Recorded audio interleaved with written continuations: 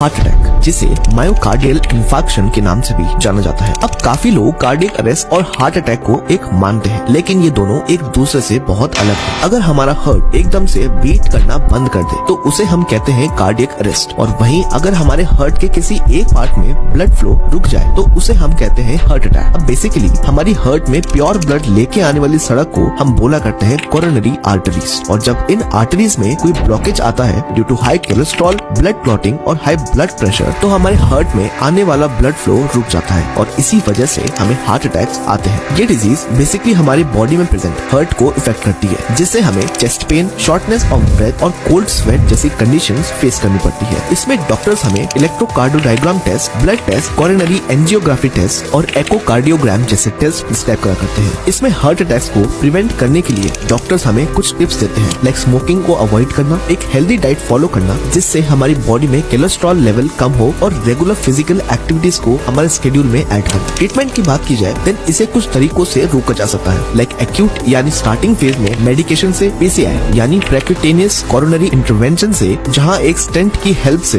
Blockage को हटाया जाता है, और सीवियर केसेस में बाईपास सर्जरी से जहां बॉडी के किसी दूसरे हिस्से से एक आर्टरी को निकाल कर वहां एज एन बाईपास क्रिएट करना।